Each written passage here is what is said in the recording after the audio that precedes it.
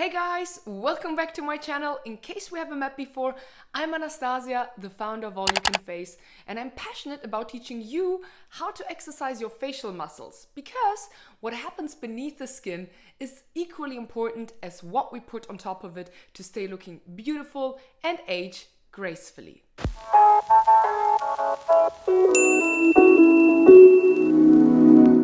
And today we will actually talk about what you put on your skin, because I get so many requests. Hey Anastasia, you're mentioning active ingredients, but what are they? How can you combine them? How can you make the most out of them so your skin becomes the most beautiful looking thing you ever imagined? So first, we want to determine what an active ingredient actually is, why your pH level of the skin is so important for making your active ingredient work, and also there's so many lotion, potion, serums out there, and what is the best to use for your skin type or concern, and how you can get the most out of your active ingredients. What is actually an active ingredient? An active ingredient is usually an ingredient which targets a specific need in your skin. So it's not there to maintain the health of your skin barrier or something, but it's really targeted for a specific reason and concern. And when I'm talking about active ingredients, we are talking about scientifically proven that they're actually helping your skin get a certain result. And you often see on the packaging a certain percentage of this ingredient and how it really activates your skin or works. If we have active ingredients, what are actually inactive ingredients? Inactive ingredients are not really inactive per se. They either support the active ingredient or have some cosmetic benefit to buffer the active ingredient, to thicken it, or to generally make the texture more smooth and creamy. And the power of an active ingredient is actually determined by the pH level of your skin to work its magic and really to work best. So pH stands for power of hydrogen or potential of hydrogen. And it is a measure of how acidic or basic, for example, water is. And the range goes from 0 to 14, whereas like 7 is considered neutral. So anything below 7 in terms of a pH level is considered acidic, and anything above 7 is considered basic or base. And the pH level also obviously varies depending on which skin we are looking for and which area of the body generally. So for example, your butt, armpits or genital tend to be more acidic, and then your chest, face and hand are more alkaline. So now let's talk a term which confused me also initially. What are oxidants and antioxidants, and why are they so important to maintain the beauty of our skin? So an oxidant is there to oxidize certain parts in your skin or chemicals in your body. And you can actually look, for example, for a banana, which is exposed to the sun, or an apple, which is cut and then exposed to the sun as well. This is when the apple oxidizes and basically changes its color. And then we have antioxidants, which is basically any substance which prevents the oxidation of happening. So for example, if you put an apple into the sun and then put a little bit of citrus or like lemon juice on it, it won't become brown as fast as without it. And you can actually compare this to your skin. So remember, oxidants lead usually to illness and aging of the skin, and antioxidants protect your skin like a shield. And one of the most famous antioxidants are, for example, your niacinamide, vitamin C, vitamin E, and retinols. And there are of course more others. Let's start with vitamin C. Vitamin C is a protein which can't be produced naturally by our bodies and therefore need to be taken in by our diet. Some animals can actually produce it, but us humans don't. Vitamin C is so essential when it comes to restoring tissue and generally amazing for our immune system. So what does vitamin C actually do when you use it properly? First of all, it really hydrates your skin. It also helps you to retain water, and it also plumps your skin. It's very known to fade pigmentation and dark spots. It produces collagen, so it has tons of benefits. I personally use vitamin C every day, every morning as an amazing antioxidant in my skincare routine. Vitamin C is actually amazing for all skin types, but if you have eczema, please patch test before, because if you have a compromised skin barrier, then the vitamin C can even irritate your skin further. So please test before you lather it on your face, and then your skin gets even more irritated. So it is no secret that vitamin C is amazing for your skin, but how do you really use it to make it really effective? Vitamin C is best formulated with a low pH. So if you use a soap before, which is very basic and very high in pH, then they cancel each other out and you will not get the best benefit. So the best is actually to use a cleanser before using your vitamin C serum, for example, which is a little bit low in pH. So maybe something with salicylic acid or glycolic acid, but please do not overdo it because these are also active ingredients. And use your vitamin C serum before your moisturizer so it can really get into the skin. Now let's talk about our second group of active ingredients which are incredible for your skin, and these are our HAAs and BHAs. So AHA stands for alpha hydroxy acid and BHA for beta hydroxy acid. And AHAs are water soluble while BHAs are oil soluble, and we get to that later. Let's discuss AHAs first. Your AHAs usually work on the surface of the skin and are amazing for pigmentation, for fine lines, for melasma, dark spots which are not too strong, and also for enlarged pores. And the most common AHA is glycolic acid. Glycolic acid is actually derived from plants or sugar canes and provides significant exfoliation. It's an amazing all-around treatment for basically almost any skin type. It's really antibacterial, so you can really use it also in fighting acne overall and prevent it. Then we have lactic acid, which is also a very common AHA. Unlike glycolic acid, lactic acid is actually made out of milk or derived from milk, and it has amazing anti-aging properties. Then we have tartaric acid, which is not a known AHA, but it's an amazing property to fight sun damage and acne and is derived usually from grape extract. Then there is citric acid, which already the name suggests comes from citrus extract and is usually there to neutralize the pH level. And lastly, we have mandelic acid, which is derived from almonds. So mandelic acid can be combined with different other AHAs and is an amazing exfoliator, and on its own it can help with the appearance of larger pores. Overall, AHAs are amazing for all skin types. Nevertheless, I would suggest to really start slowly with them, especially if you have sensitive skin, so you do not irritate the skin further. And all AHAs are really there to really exfoliate the skin. AHAs should really only have a percentage of maximum 10 to 15% in your skincare ingredient and should be applied every other day until your skin gets used to it.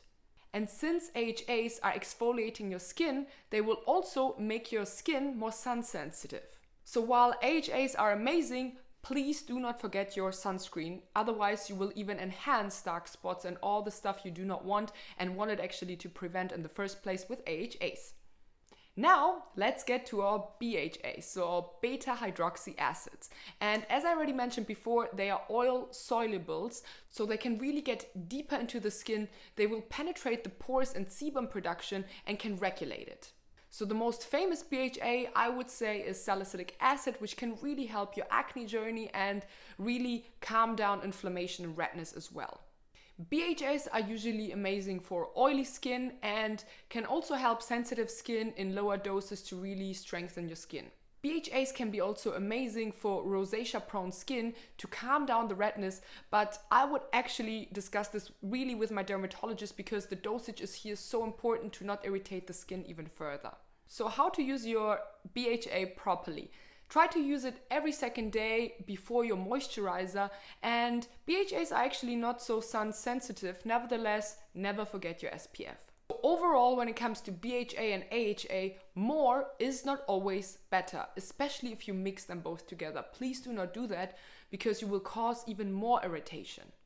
If your skin can handle it, you can actually mix both together, but me personally, I try to be actually as gentle as possible towards my skin, so I try to avoid it. Now let's get to our third active ingredient, which is retinol. Retinol is basically vitamin A and there are three forms, namely retinol, retinal, and retinoic acid. Vitamin A is a vital part in our skin and helps really as an amazing antioxidant to protect yourself from outer pollution. Retinoids really penetrate the skin very deep and help with even out skin surface, cell turnover, and pigmentation. It is also very important to understand that you need to introduce retinols really regularly into your routine, otherwise you will not see any benefits. In fact, you will really see your first true benefits after approximately 3 months. Retinol is also very famous to really irritate your skin after using it for the first time. Nevertheless, this is called purging. Try to stick through it if it's not too bad, or try to reduce the dosage and really pull through, because this is when your skin really starts working and tries to increase the cell turnover. So pull through and you will really reap the benefits of retinol. So how to use retinols properly in your skincare routine? When you're a beginner, try to introduce them really sparsely into your routine, maybe every 3 to 2 days, and really look how your skin reacts. In my opinion, I would really use retinol on its own and do not try to mix it with other AHAs, BHAs, because you can even irritate your skin further, and we do not want to do that. Another thing also, keep your skin moisturized and hydrated as possible, because really, retinol can really dry out your skin and cause skin irritation. What you can actually do is alternate products, such as one night retinol and the other salicylic acid, for example, but never combine the two together to really keep the risk at bay. Let's get to the next active ingredient, which is one of my favorites. It is niacinamide, and it belongs to the group of vitamin B. Niacinamide is an amazing antioxidant. It also has really good anti-inflammatory properties and really keeps your skin firm. What I really actually love about niacinamide, that it can really regulate your sebum production. So you can balance out your sebum production so you're not too oily throughout the day. But also its pH level is very close to the one of our skin, which is 5 to 7. So you can basically mix it with a lot of things. And what I love to do is to use an hyaluronic acid and then smear on a niacinamide serum, and really maybe concentrate it also on the areas which are more oily. And honestly, niacinamide is really amazing for all skin types. Now let's get to the main and real question here. Which ingredients do not like each other? And while I was already mentioning it before, let's discuss this further, because this is really important when it comes to your daily skincare routine. And one little tip is actually, if you find a product which has 2 active ingredients in them, it's most likely that it's really well formulated towards your skin, which will not irritate it. So you will basically catch 2 birds with 1 stone when using 2 active ingredients in one. Otherwise, I personally like to stick to the basics and alternate or introduce different active ingredients at different times. Let's start with vitamin C and retinol. I would absolutely do not mix them, but stick to vitamin C in the morning and retinol at night. This is, I think, the best and easiest combo, and you probably heard of it already before. How about vitamin C and AHAs and BHAs? Actually, they cancel each other out, so do not mix them. How about niacinamide and AHAs and BHAs? If you mix them together, they will not do much for you, because niacinamide has a pH of around 5 to 7 and all the acids are obviously more acidic. So mixing this together, you will mix up the pH levels and it will not do any good for you. I think the best combo here is to use your niacinamide at night and your acids in the morning, but never forget SPF. Now, let's talk about the active ingredients which you can actually mix and should even. The first dream team on my list is SPF and vitamin C. Vitamin C is obviously an amazing antioxidant, and SPF really protects you from the sun. So those two in combination in long term will really help your skin to become the best version in the future for sure. Then we have hyaluronic acid, which I didn't mention before because it's such an all-rounder, but just for you to know, you can basically mix hyaluronic acid with anything. Another tip, if you want to make an ingredient work even harder, then apply your hyaluronic acid on damp skin and then your active ingredient, and then it'll pull everything into your skin even more. And then of course we have our retinols and SPF. Well, retinol is actually suggested to use at night anyways, but the sensitivity will last longer. So while you're using retinols at night, even days after, you should absolutely apply SPF. let's conclude this entire thing. If you want to play dermatologist at home, then please don't, because most of the active ingredients should not be mixed. There is a reason why there are huge labs and doctors working on certain ingredients and certain products, because you do not want to mix and match anything randomly and then end up with a chemical burn on your face. Here are my tips when it comes to active ingredients overall. Try to alternate. Try to not use anything at once, but maybe a week or any other day a certain ingredient and then the other day the other. Then use a moisturizer without any active ingredients. So it's really there to hydrate your skin or put an occlusive layer over your skin to protect you from transepidermal water loss, and basically it's just there to maintain your skin barrier. And then another thing, you do not have to use active ingredients all the time. The most important thing for me is personally to have a healthy skin, and always irritate them with certain active ingredients is not really the best thing you can do. So if you have a certain skin concern, please do, but try also to stick off it and see how your skin evolves throughout the weeks. And lastly, try not to rush your skincare progress. While I'm absolutely on your side and I want to see results right away, your skincare journey is not a sprint but a marathon. And to conclude this topic off, I love this graphic right here. Screenshot it so you remember all what we were talking about in terms of mixing and matching active ingredients. Phew. I know this was a long video, but I hope you learned something and also can take something into your daily skincare routine. And overall, if you want to become the best version of yourself, hit the notification bell. Feel free to subscribe. If you have any questions in terms of that topic, in terms of active ingredients, feel free to write them in the comments below. I try to answer as much as I can. And overall, it's obviously also important not only what you put on your skin, but also how you activate everything beneath the skin, because the skin sits on muscle and fat and bone. So if you want to enhance your skin even further, start with facial exercises and massages, and check out allyoucanface.com for that. And other than that, I wish you an amazing day and can't wait to see you next week. Till then, mwah.